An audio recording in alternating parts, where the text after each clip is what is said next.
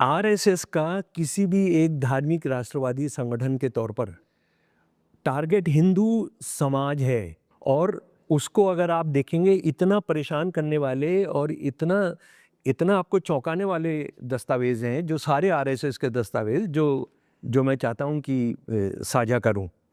यानी मैं क्या कहने की कोशिश कर रहा हूं कि जो भी धर्म की राजनीति करते हैं, चाहे आरएसएस या मुस्लिम लीग करती थी या इस्लामिस्ट करते हैं, वो हमेशा एक दुश्मन बताते हैं कि गैर धर्म वाला जो है, उनके जो है अदर जो है वो बड़ा दुश्मन है और हमने एक होना चाहिए। लेकिन सच्ची बात यह है कि वो हम कभी उनसे नहीं पूछते तुम्हारा अपने धर्म के लोगों के बारे में क्या एजेंडा है। जैसे मैं इतिहास में ज़रा सा जानना चाहूँगा, जिन्ना साहब मुसलमान प्रोसिक्यूटेड हैं, इतने बड़े तादाद में हिंदू हैं, और हम मुसलमानों के लिए हमको एक पाकिस्तान चाहिए, होली लैंड चाहिए। तो वो होली लैंड उनको किस लिए चाहिए? क्योंकि मुसलमानों के लिए। अच्छा, उनसे किसी ने नहीं पूछा तुम्हारा मुसलमानों के बारे में क्या एजेंडा है। जो सिर्फ पाकिस्तान विरोधी मुसलमानों ने पूछा 1940 के अंदर पूछा, उन्होंने कितनी कुर्बानियाँ दी, उस पर कभी हमने बात करनी चाहिए। मुस्लिम्स अगेंस्ट पार्टीशन, तो यहाँ आरएसएस से भी नहीं पूछा गया। आरएसएस से लड़ने वालों ने कभी आरएसएस से नहीं पूछा भाई हिंदुओं के बारे में तुम्हारी क्या है, वो क्या है। मैं आपको आपके साथ साझा करूँगा। कॉन्स्टिट्यूएंट असेंबली ने 26 नवंबर 1949 को भारत का संविधान पास किया। 4 दिन के बाद इनका जो अंग्रेजी ऑर्गन है, ऑर्गेनाइज़र, उसने 4 दिन के बाद एडिटोरियल लिखा, हम इसको रद्द करते हैं, हम इसको लात मारते हैं, हमको मनुस्मृति चाहिए।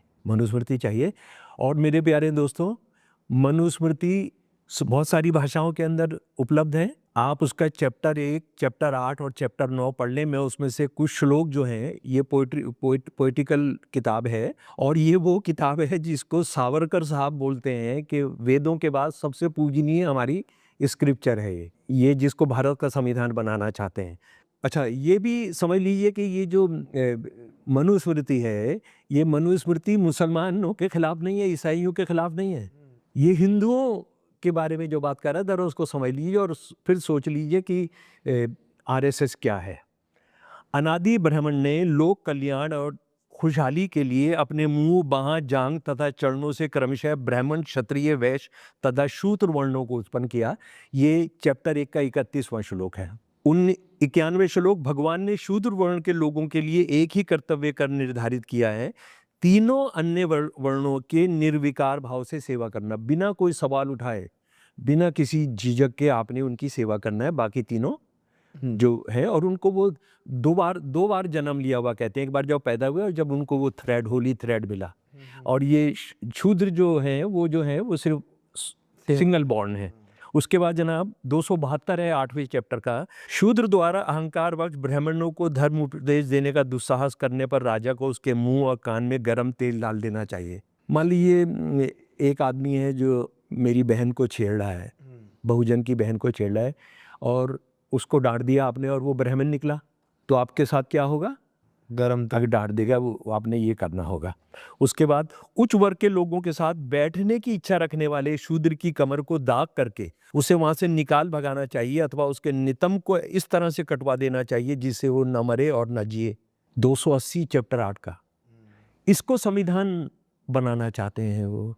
इस पर ये देश डिस्कस नहीं कर रहा है। इसको जो लोग आरएसएस को लड़ने वाले हैं वो इसको मुद्दा नहीं बनाया, अंबेडकर साहब ने बनाया, अंबेडकरवादियों ने बनाया। लेकिन जो दूसरे बाहर के लोग हैं उन्होंने इस सवाल को नहीं बनाया। और जब अंबेडकर साहब ने ये सवाल उठाए तो उनको कहा, अरे यार ये तो दलितों की बात कर रहा है, दलितों का मसीहा है। अच्छा, उसके बाद मैं ये भी बता दूं, इतना शर्मनाक है इस सबको आपको पढ़कर कि रात को खाना खाना मुश्किल हो जाएगा।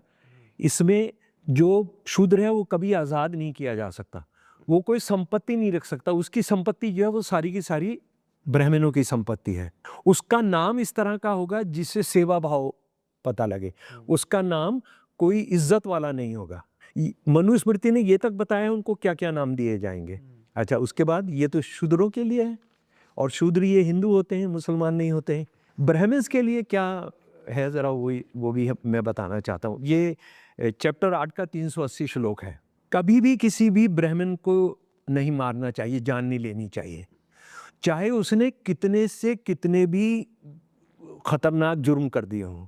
ज़्यादा से ज़्यादा उसको क्या करना चाहिए कि भैया तुम अपना माल समेटो और यहाँ से निकलकर दूसरी जगह चले जाओ। उन्होंने रेप किया हो, उन्होंने डकैती डाली हो, उन्होंने मोहल्ला जलाया हो, उन्होंने किसी का हक मारा हो, उन्होंने अपनी बीवी को कत्ल किया हो, अपने बच्चों को मारा हो, सिर्फ आप उसे कहेंगे, उसको हाथ भी नहीं लगाना है, आप उसको निकल जाएंगे। अच्छा, अब ज़रा सा औरतों पर आ जाए हम।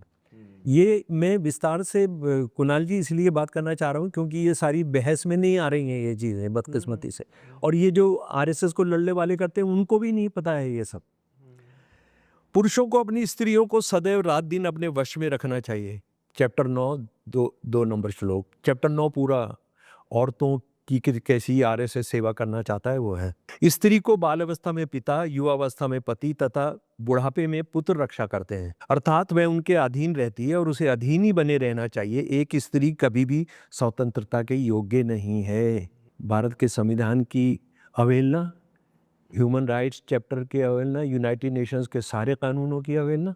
सभी जातियों के लोगों के लिए स्त्री पर नियंत्रण रखना उत्तम धर्म के रूप में ज़रूरी है। ये देखकर दुर्बल पतियों को भी अपनी स्त्रियों को वश में रखने का प्रयत्न करना चाहिए, और शायद इसी वजह से चैस्टिटी बेल्ट का इजाद हुआ होगा। जी, ये 16 नंबर श्लोक। और सबसे भयानक, एवरी हिंदू स्त्री के बारे में जो कह रहे हैं, हर हिंदू स्त्री के बारे में, ये स्त्रियां ना तो पुरुष के रूप का और ना ही उसकी आयु का विचार करती हैं, उन्हें तो केवल पुरुष के पुरुष होने से प्रयोजन है। यही कारण है कि पुरुष को पाते ही उससे भोग के लिए प्रस्तुत हो जाती हैं, चाहे वह कुरूप हो या सुंदर। ये कोई इस्लामिस्ट नहीं कह रहा है, ये कोई खालिस्तानी नहीं कह रहा है, ये श्लोक 14 9 नंबर। अच्छा, अब ये सवाल उठा सकता है क्योंकि अंबेडकर साहब के ज़माने में भी कहा गया, अरे यार अंबेडकर तुम क्या करते हो, ये किस ज़माने की बात कर रहे हो, ये तो गई बीती बात है। आज के देश की बात करना चाहता हूँ। हिंदू धर्म का सबसे बड़ा पब्लिकेशन हाउस है गीता प्रेस, जिसको 2024 के अंदर गांधी शांति पुरस्कार भी मिला है। मैं उनकी सारी किताबें जमा करता हूँ, 23 किताबें हैं, उसमें से हिंदी अंग्रेजी का एक ही जो किताब है वो आप लेकर आया हूँ आपके लिए। ये है गृहस्थ में कैसे रहें, स्वामी राम सुखदास जी की। स्वामी राम सुखदास जी बहुत बड़े विद्वान हैं हिंदू धर्म के, और ये हिंदू धर्म मेड ईजी है, देश की सारी भाषाओं मिलती है। ये कितनी छपती है उसका अंदाज़ा आप ये कर सकते हैं कि ये उसका मेरे हाथ में जो है 90th एडिशन है ये उसका। जी, ज़रा सुन लें। ये स्वामी राम सुखदास जी क्वेश्चन आंसर फॉर्म में हिंदू को क्या करना चाहिए। प्रश्न, पति मारपीट करे, दुख दे तो पत्नी को क्या करना चाहिए। स्वामी राम सुखदास जी उत्तर दे रहे हैं, पत्नी को तो यही समझना चाहिए कि मेरे पूर्व जन्म का कोई बदला है, ऋण है जो इस रूप में चुकाया जा रहा है, अतः मेरे पाप ही कट रहे हैं और मैं शुद्ध हो रही हूँ। 80 रेलवे स्टेशन पर बिकती है गीता प्रेस को, 80 रेलवे स्टेशन पर फ्री में स्टॉल दिए गए हैं, और अभी तो बात शुरू हुई है, और आरएसएस की बुक स्टॉल्स पर सब में बिकती है ये किताब। अच्छा, उसके बाद सती के बारे में, सती की महिमा करना 7 साल की कैद है। स्वामी जी खुद ही सवाल करते हैं, सती प्रथा उचित है या अनुचित। सती होना प्रथा है ही नहीं, ये तो कर्तव्य है। सती धर्म है, सती धर्म हिंदू धर्म की रीढ़ है। ये किताबें भाईजान रेलवे स्टेशन पर बिक रही हैं, सुप्रीम कोर्ट के हाथे में गीता प्रेस की जो मोबाइल आती है उसमें कहते हैं सेंट्रल सेक्रेटरीट में बिकती हैं किताबें। और उसके बाद सैकड़ों हैं, सैकड़ों उसमें। लेकिन एक और बात, क्या आपके साथ बलात्कार हो जाए तो आप क्या करें? यदि कोई विवाहित स्त्री से बलात्कार करे और गर्भ रह जाए तो क्या करना चाहिए? उत्तर, जहां तक बने स्त्री के लिए चुप रहना ही बढ़िया है।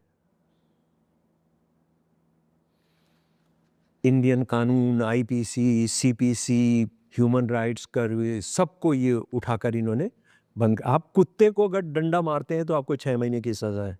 वहाँ ये कह रहे हैं कि आप पत्नी को आप पीटते हैं, उसके पति को कुछ नहीं हो रहा, उसको कोई गुनाह नहीं मिल रहा है, पत्नी के पिछले जन्मों के जो है वो चले जा रहे हैं।